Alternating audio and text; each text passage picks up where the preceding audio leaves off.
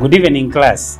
Good evening. Welcome to the marriage classroom, where we keep on saying that we keep on learning and never graduate. And we also say that we do this so as to enjoy our marriages, not to endure. And because marriages have more often than not, we end up having children in those marriages. We have been looking at fostering harmony in family relationships, and particularly this time on relationships with our children. And before we start, I would want to ask Beatrice to lead us in a word of prayer. Tuombe. Baba, katika jina la Yesu, tunakushukuru na tunasema ni asante kwa wema na fadhili zako. Ni asante Bwana kwa sababu umetuwezesha tukaweza kuja darasa siku ya leo. Tunapofunzwa Bwana, tunaomba ukatupa sikio la kusikia Bwana, na zaidi ya yote Bwana ukatusaidia tuwe watendaji kwa sifa na kutukufu wa jina lako. Uinuliwe na uabudiwe kwa jina la Yesu tumeomba na kushukuru.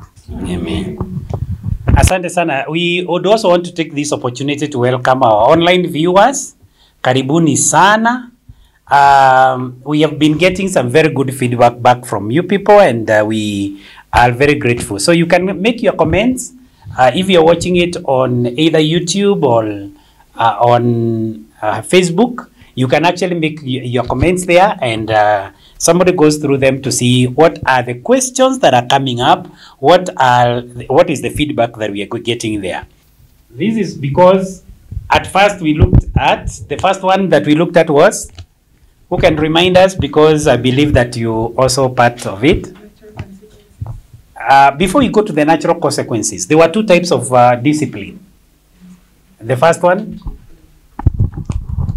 We talked about preventive. Preventive or proactive. Where it's about training somebody to have certain habits and certain behavior and habits that are beneficial to that particular person. Na unajua wakati na nimesema hivyo, wakati tunapo discipline mtoto, sio ili tuonekane sisi ni wazazi wazuri, sio ili ati tuonekane sisi ni wazazi wameweza, ni ili maisha huyo mtoto ya baadaye itaendelea vile ambavyo tulisema right from the beginning that God knew them. Ni lazima huyo mtoto afikie hatima yake. Na ili aweze kufikia hatima yake, maisha yake si lazima iwe imenyooka. Ni lazima iwe ni mazuri. Kwa hivyo, the purpose of discipline is to ensure this child grows up in the fear of the Lord. This child grows up in discovering and exploiting their potential. Na huyu mtoto ni lazima afikie hatima yake. Sio ili tuonekane sisi ni wazazi wazuri, ati tumelea watoto vizuri. Hiyo sio sababu. Kwa hivyo tukaenda ya pili ikawa ni collective discipline. Na collective discipline tukasema ya kwamba is to set the consequences. Or rather refers to the set of consequences delivered to children following an infraction or violation of the rules of the the boundaries, na zile vitu tulikuwa tunasema ya kwamba ni lazima mtoto awe anazo. Kwa hivyo akipita ni lazima afanye nini? Awe na jambo ambalo anaona linamdhibitishia ya kwamba ulifanya nini? Makosa. Whatever you did was wrong.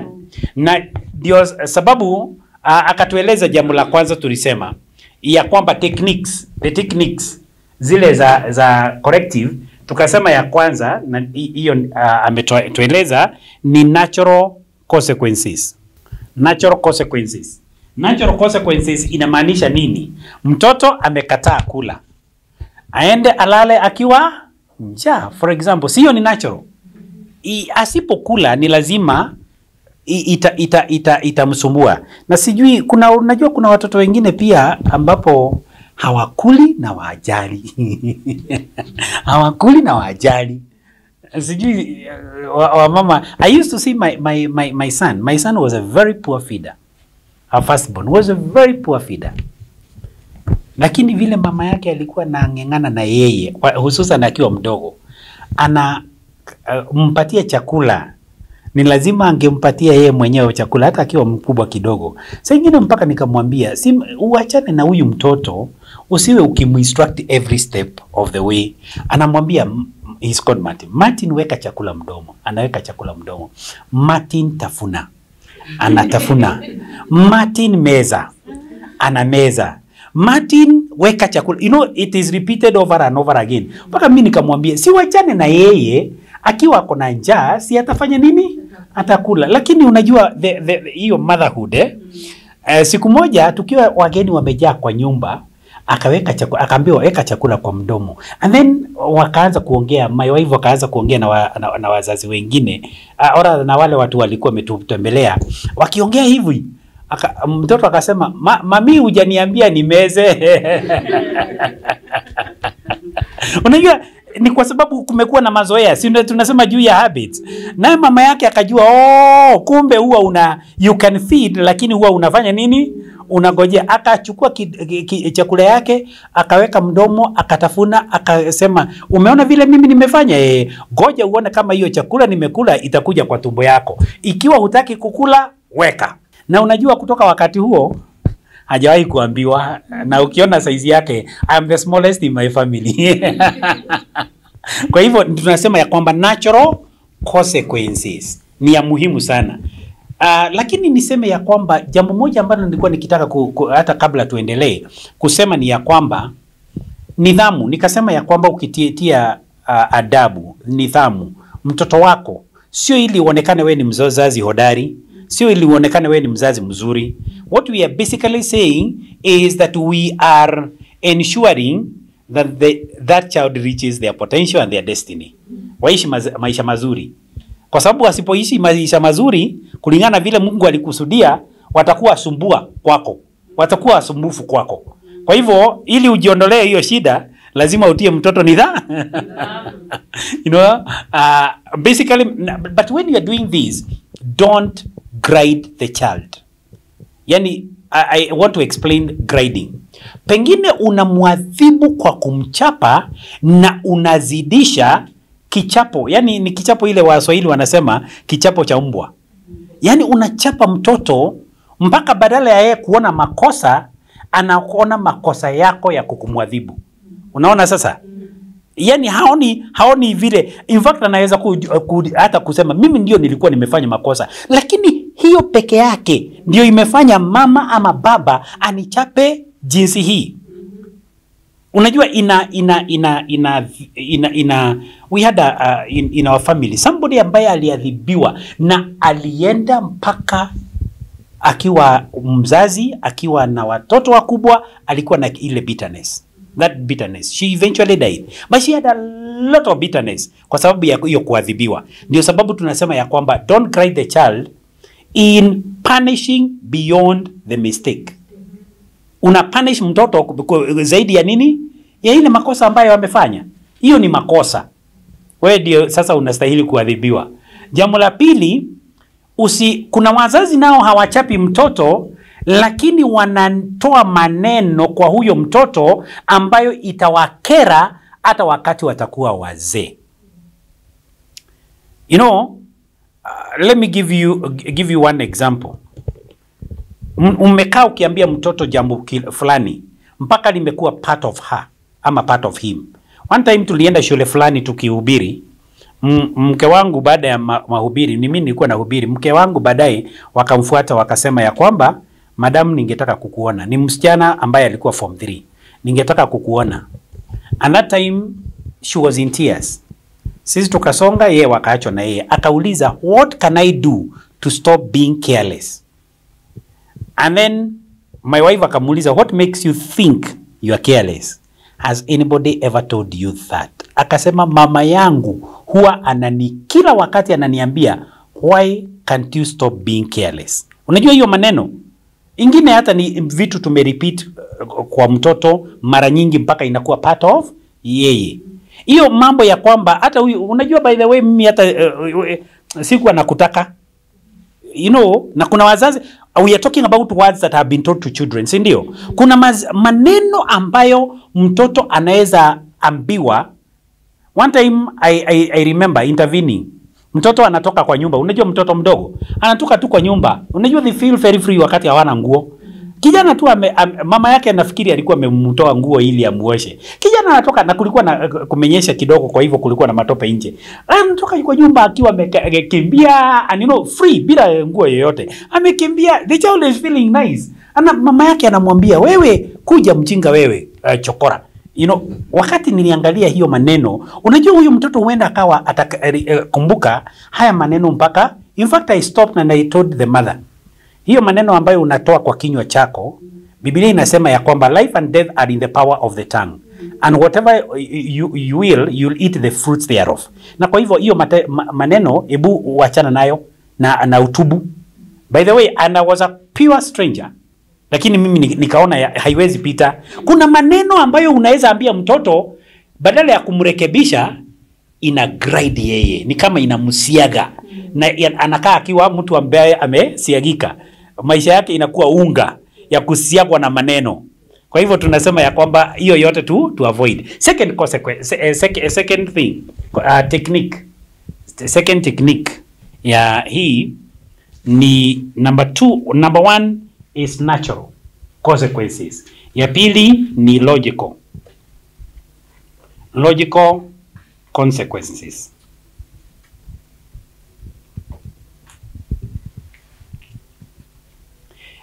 Mimi najua hii inafanana sana na natural consequences, but it involves describing to your child what the consequences of that unwanted behavior shall be. That unacceptable behavior. The consequence is directly linked to the behavior. And ukifanya hivi, this is what is going to happen. Sio ile natural ya kwamba ile ya kwamba inafuatilia, usipokula si unasikia njaa. Lakini hii ni ya kwamba ukimchuna ndugu yako, nami nitakuchuna. Unaona? Ukichapa dada yako, hata mimi nafanya nini? Vile umemchapa, hata mimi nafanya nini? Na kuchapa. Ukiona mtoto mkorofi anachuna watoto wengine, ni kwa sababu hajakuwa na nini? Logical consequences. Sikia hata pahali kwingine mtoto wetu akiwa mdogo, wanaenda pahali na mama, alafu mtoto wa hiyo boma anauliza, mami nikachune, nichune yeye. And eventually alichuna yeye. Wakati alichuna yeye, my wife naye akajua, hata ingawa ni kwa wenyewe, hata wewe huyu mtoto sio mtoto. By the way, sio vizuri ku encourage ya kwamba mtoto akifanyiwa kitu na mtoto mwingine yeye alipise kisasi. It's not good, it's not a good habit, Kwa hivyo mama yake akafanya na my wife akashika kale katoto naye akachu. You know, she was not expecting that, Kwa hivyo akaenda kwa mama yake akifanya nini? Akilia. Lakini alilani ya kwamba mimi nikifanyia mtu kitu, kuna mtu mwingine ambaye anaweza nifanyia. Ni kama vile mtu in grown up, hiyo ni ya watoto. Grown up, unamgonga mtu, serikali inakushika na inakutia ndani. Sio ni logical consequence. Kuna logical consequences of behavior, unwanted behavior. Na ni lazima watoto wetu wajue ya kwamba ile boundaries, ile limits tulisema hapo awali ya kwamba tumeweka mpaka hapa. Hiyo limit ukipita, kuna nini? Consequences. Kuna mambo ambayo yatafuatilia. Na ni vizuri sana ajue ya kwamba itafanya nini? Itakuwepo. Hiyo mambo ni lazima itakuwepo. So we are talking about logical consequences. Na hiyo ni kitu ambacho mtoto ashajua kabla. Sio jambo ambalo unamfanyia ama unamwambia wakati ashafanya tendo. Sasa ni jambo ambalo pale tulisema ya set rules. Umemwambia hii ukifanya hivi itafuata. Like for example, usipomaliza homework yako by this time na ulale, nawe utaamushwa mapema. Nitakuamusha mapema kwa sababu badala kabla, ikiwa wale wengine wanaamuka saa 11 ama 6, wewe nitakuamusha saa 10 ili umalize kazi. Ukienda shule ni lazima, ukiwa unatoka kwa hii nyumba ni lazima umaliza nini? Sasa unajua mtoto atakuwa akitoka shuleni kwa sababu ulimwambia ya kwamba ni lazima afanye nini? Amalize homework, ni lazima afanye hivyo. Usipo oga na maji ilikuwa imechemshwa na sasa imepoa, utaoga na nini? Of course ni lazima pia mzazi upime pahali atashikwa na ugonjwa, si ni kweli? Because we also don't want consequence. Lakini lazima ikiwa maji imepoa, hata akiguza hivi anasema mami imepoa. Imepoa ukifanya kazi gani? Chukua maji ufanye nini? Uoge. Uende ukaoge. So basically ndio tunasema that is logical consequences. Sijui kama tunaenda vizuri. Ukiwa kuna swali lolote unaweza uliza wakati wowote. Patiana. Mimi ningetaka kuuliza kama pengine umeacha chakula, pengine umeacha maybe mboga ama stew. Unawaambia msikule stew. Nakuja kuwapikia pengine ugali mkulanishe nayo. Then ukirudi unapata wameshakula nini? Ile stew. Na sababu lazima wakule, unapika ugali, wakikuitisha stew unawaambia unaona ile stew mlikula iko kwa tumbo, hii ugali mkikula zitakutana huko. Hiyo iko sawa. Of course that is a logical consequence, lakini nafikiri their feeding will also be very difficult. Sisi wote tunajua ugali bila mboga inakuwa ngumu. Inakuwa ngumu. But anyway, as long as it is a rule that had been put there, unajua kesho ukifanya hivyo, kesho hawatafanya nini? Hawatafanya lile jambo ambalo ulikuwa umewakanya. Yeah. I think also some of the logical consequences, if they don't harm them so much, they can be followed. Tuseme hivi. Unajua sasa ile shida ni kwamba ugali itakuwa gumu kula mingi ikiwa hakuna boga. Lakini kwa sababu ugali ni gari kwa chakula, ni vile tu itakuwa gumu. Watakula hivyo kwa sababu hawezi kufa kwa sababu. You see we are saying if it is not going to be adverse. Ili kesho wajue yenyewe tulikaukiwa jana kwa sababu tulikula boga. Next time hata anaambia na mtu asikule boga. So but for maybe kama kuna mtoto mdogo na unajua sasa yeye aliingia hiyo kwa sababu aliona wengine wakikula, that one you can take care just a little bit na uambie ni kwa sababu huyu ni mdogo, kwa sababu ninyi mliwaonyesha. So what happens is, as we say, even those logical consequences, we can also put them, temper them, and so that they are not, but we don't remove the consequences. We are saying corrective, there must be consequences because there was violation or infraction. You had given the instructions, wasikula wakakula. So if you cook again, watajua mama hata tukikula atapika kama boga zingine. Wakule ikiwa imekauka, wajua atakula kidogo. Asante. Jambo la tatu. Technique ya tatu. Taking away privileges.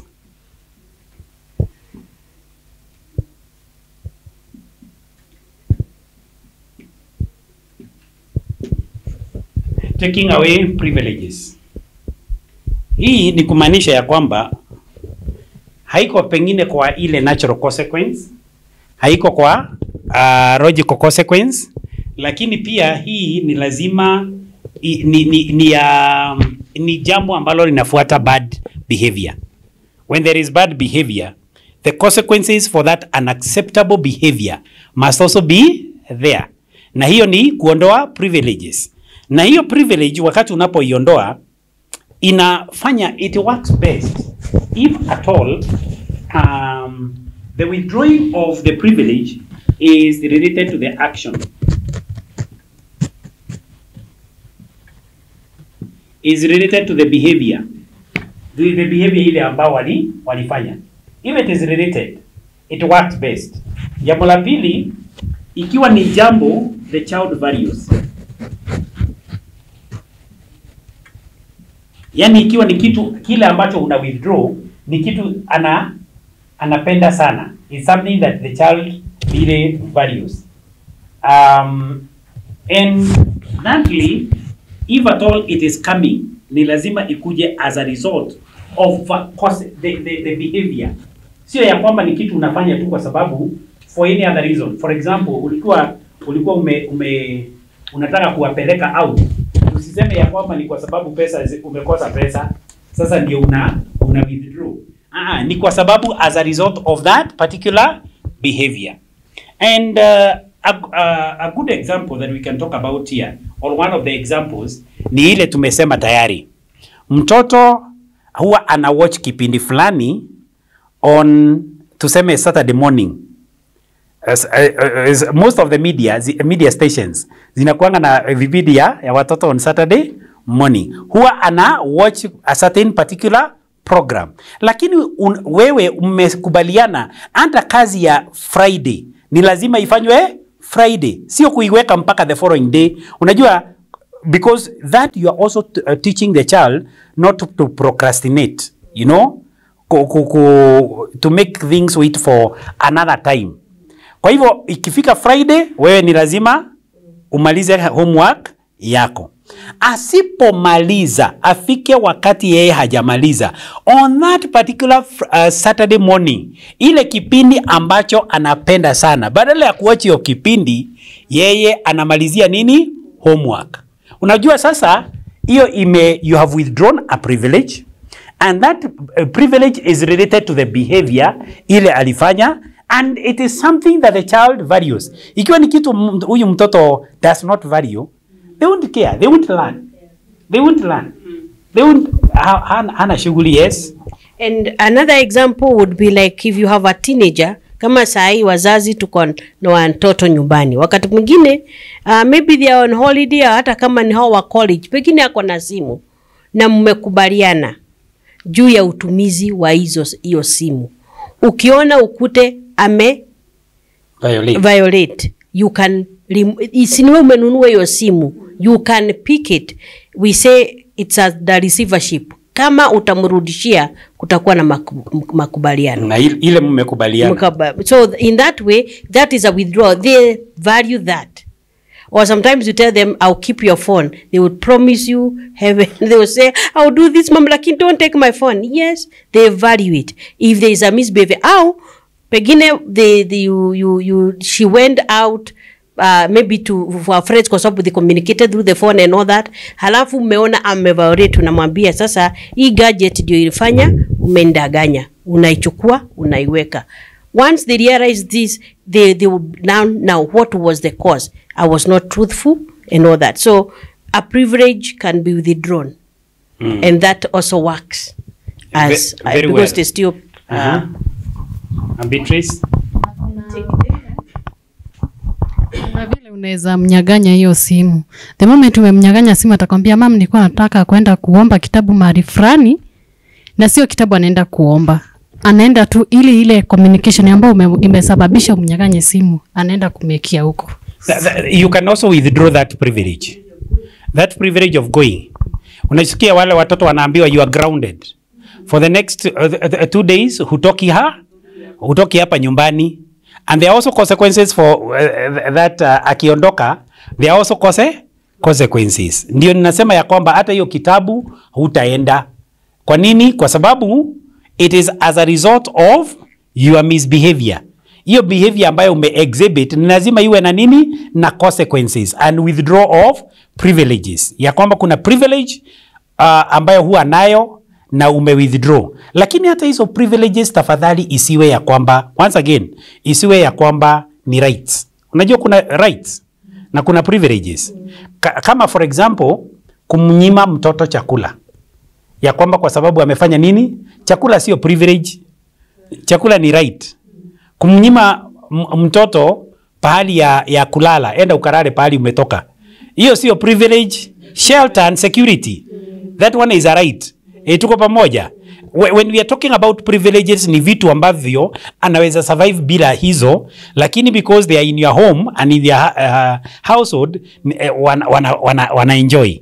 Like for example, in certain places unakuta ya kwamba baba ako na gari, mtoto ni ako na driving license, kwa sababu sio vizuri kutupatia mtoto. In Kenya ni gumu sana mtoto awe na driving license, because our driving licenses inakuwa from the age of 18, si ndio? Lakini in some certain countries mtoto wa 16 years ameruhusiwa ku drive gari. Kwa hivyo ikiwa huwa unampatia gari anaenda nayo, unasema ya kwamba last time tulikubaliana ya kwamba ukienda beyond hours na nilikuwa nimekupatia gari, hakuna kukupatia gari tena. Sio hiyo, at least for this duration of time. Sio ni withdraw of a privilege. Something that the child, ile kitu ya maana ni lazima iwe related to the behavior na iwe ni kitu ambacho anadhamini. Ikiwa ni kitu ambacho hajari, uchukue kama usichukue, ufanye ama usifanye, haitakuwa na resultant corrective behavior. Haitakuwa imesaidia. Okay, jambo la 4. Time out. Hili jambo sijui kama kwetu hapa Kenya nimeliona sana. Ya kwamba pahali ambapo mtoto anaambiwa ya kwamba as a result of your behavior enda kaa kwa ile kona for the next 30 minutes. By the way, children hate being idle. Bila kufanya kitu. Mtoto akiambiwa kaa kwa hii kona, wanachukia hiyo bila kufanya kitu. Na ujue ya kwamba ukitoka hapo kabla kabla wakati utarudi papo hapo. Hizo time outs. Children hate that. You know, this one here is not now withdrawing something they don't like. It is making them do something that they don't like. Unaona? Kama hiyo sasa ya kukaa, wewe utakaa hapo. Kaa hapo na nisikuone, you know, like atakona. Enda ukae hapo. Na I don't know how easy it is for parents, but there are some people who are able to do that very, very easily. They are able to do that very, very easily, which is something that is very good. Ya kwamba kwa nini unacheka Judy?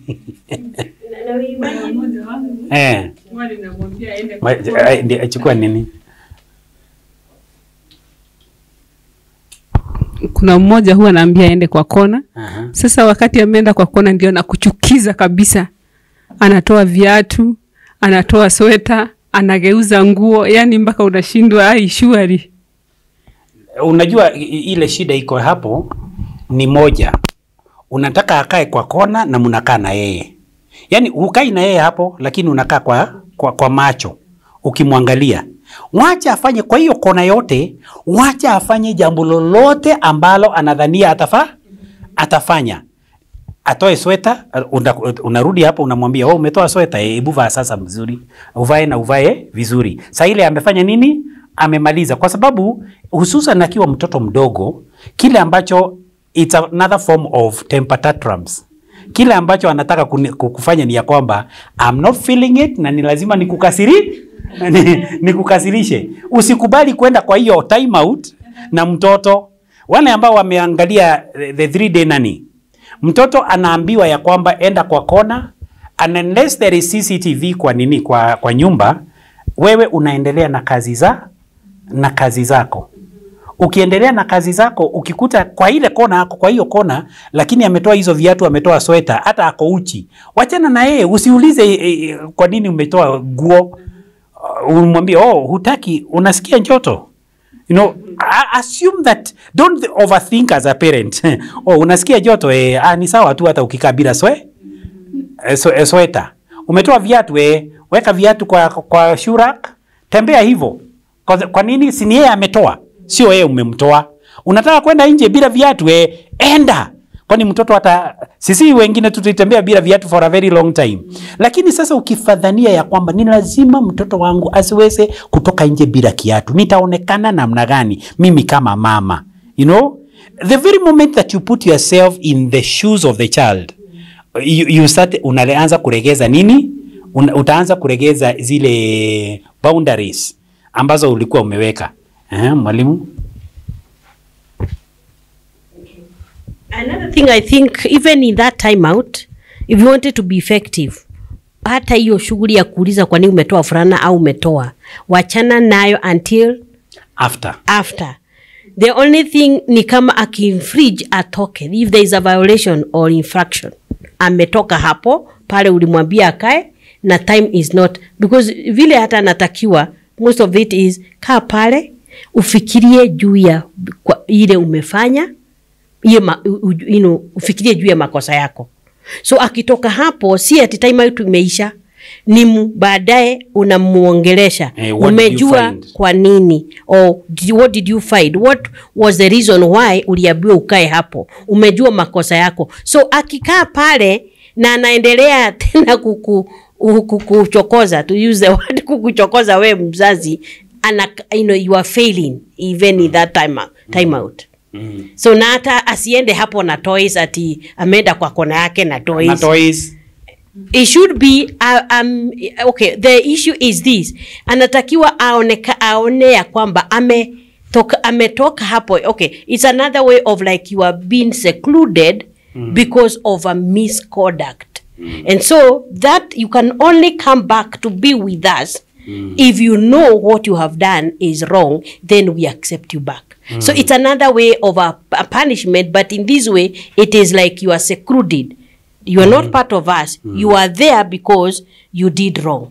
Once they know what they have done wrong, they are able to be received back. If a parent does not realize that, mtoto anarudi ati imeisha, dakika 10 imeisha mam. Si imebakia ngapi? Anakaa akikuuliza imebakia ngapi?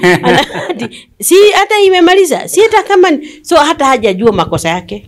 So very you well, still very well. Wacha tumsikize tena alafu tusikie Faith. Lakini niulize, what about this time out? Lakini unakuta unatupa mtoto nje ya nyumba. So unakuta mtoto analilia nje na ni usiku. Hiyo tutaifanyaje? That is again grading the child. That is not whatever. Patia Faith. I think tumesema kitu moja ya kwamba never grade the child in the things that you do. Kufungia mtoto nje, what you are instilling is fear. And we are not instilling disciplines, you are instilling fear. It is instilling behavior, the right kind of behavior. Kwa hivyo ukimtoa mtoto nje, what if anything was to happen to that child akiwa nje? Timeouts are supposed to be within the house. Timeouts are supposed to be within. Enda bedroom yako, kaa huko.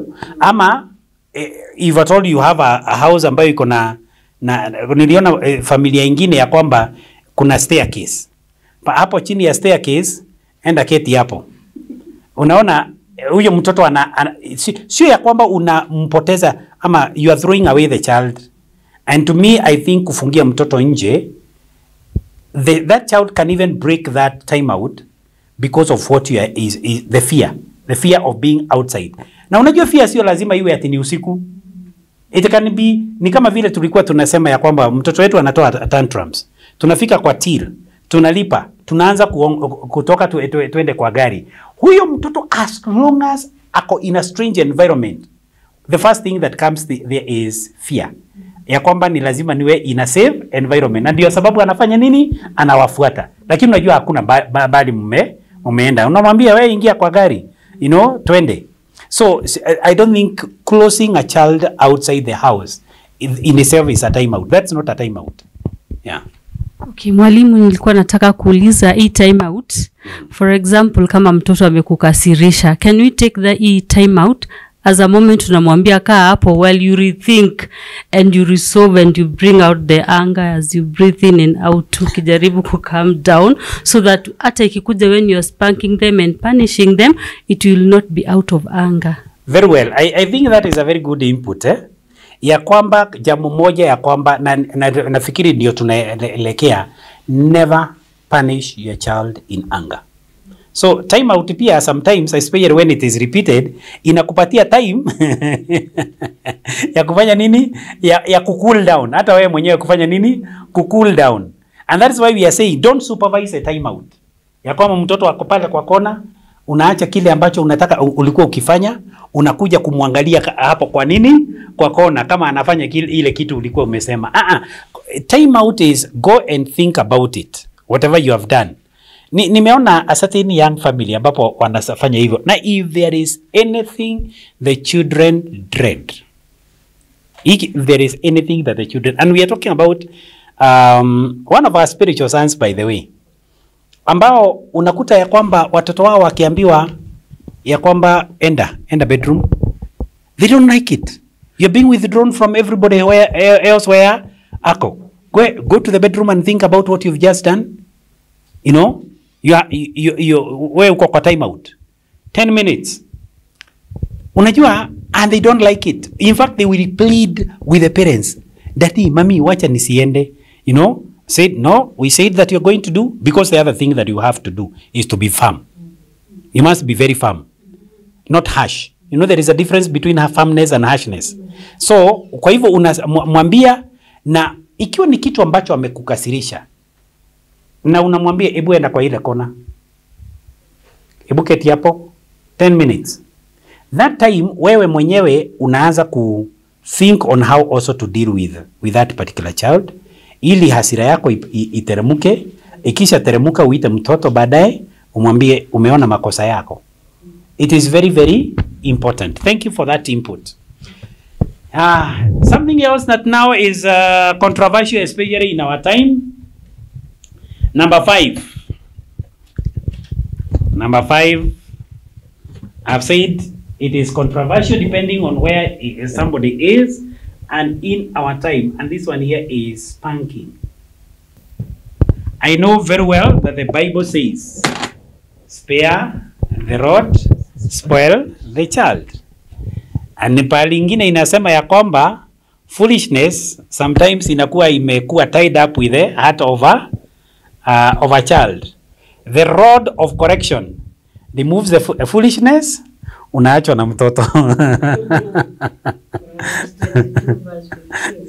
Yes. So let's write that for the people to get here. We have said Proverbs 22, yeah, verse 15. Ya kwamba hiyo unakuta ya kwamba mtoto kuna ujinga mwingine na utoto mwingine inakuwa ndani yake ambayo inatolewa na nini? Na kiboko. Lakini kuna kitu, this is something that is very controversial, very, very controversial. Na jambo moja ni kwa sababu ya wanasaikolojia wale ambao wanatuambia what is the long term effect of spanking the child. And I remember in one of our past classes, somebody like Faith here, remembering those things, and it became a bit emotional. Unaona? Kwa sababu mtu bado anakumbuka. Kwa hivyo ninataka kusema ya kwamba it is also controversial because some children have gone through very bad child abuse. Unakuta, sijui kama unaona kwa runinga, mtu amechomwa na moto. Ati aliiba pesa shilingi 5 ya mama. Mama amemfunga makaratasi kwa mkono na amewasha moto. You know, I don't know, when you look at those things, you can be able to see a lot of abuse that has happened in our society. Kwa hivyo ndio sababu unakuta ya kwamba spanking is actually seriously discouraged. In certain countries, it is even illegal to spank your child. Ukispank mtoto wako, aende kwa authorities aseme ya kwamba mama alinichapa ama baba alinichapa, huyo mtoto atachukuliwa kutoka kwako, utampata akiwa 16. Hutampata tena.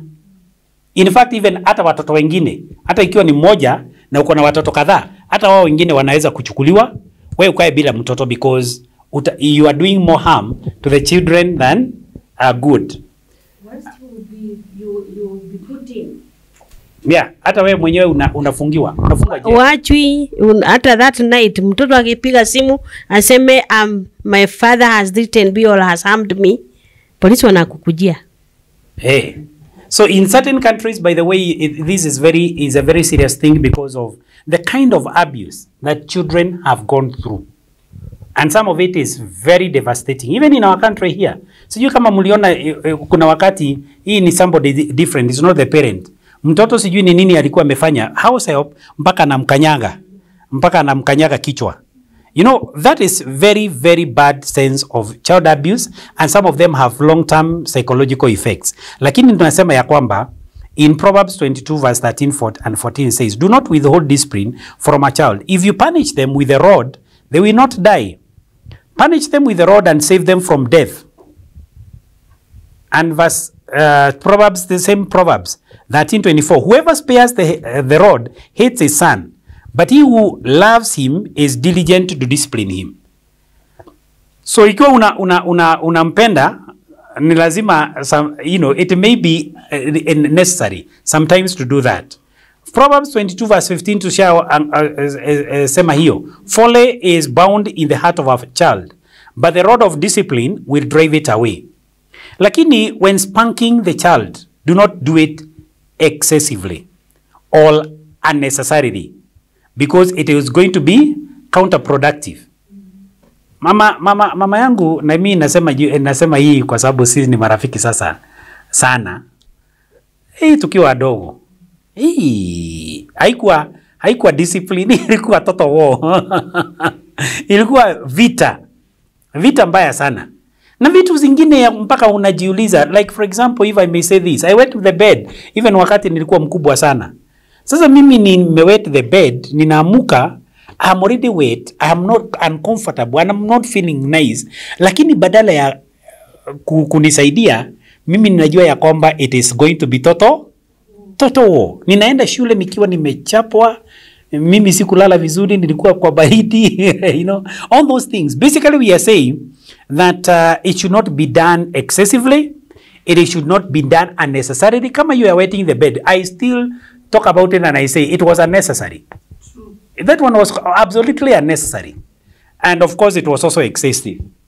Instead of teaching a responsibility and self-control, spanking often increases aggression and anger in children. Sometimes when you keep on beating these children unnecessarily and excessively, create anger in those children, na ndio unakuta yule mtoto pengine anachapwa. I think in a past class tulisema ya kwamba unakuta ya kwamba huyo mtoto anaona ya kwamba unanichapa kwa sababu wewe ni mkubwa. Siku ile naye anakuwa mkubwa hata kuliko wengine, naye anafanya nini? Anawachapa. So yes, Faith. I'm asking because at some point in life we must spank and beat these children. Is it right kuweka kiboko kwa nyumba? Is it right kuweka kiboko kwa nyumba? Nafikiri in my view, the other thing that we have not said is that don't let your house be a house of threats. And terror. Ya kwamba wanajua hii kiboko imewekwa hapa kwa sababu ya nini? Because even that spanking, we are simply saying there will always be something in the house which you can use. Sio kiboko, because your intention is sio kama unagojea wafanye makosa ili wafanye nini? Uachape. I don't think it's good to have threats in the house. I think it is not good to propagate terror in the house. Kwa hivyo there are things, kuna slippers. Hiyo ni kama kuweka silaha za vita ndani ya nyumba. I don't think it is necessary from where I stand.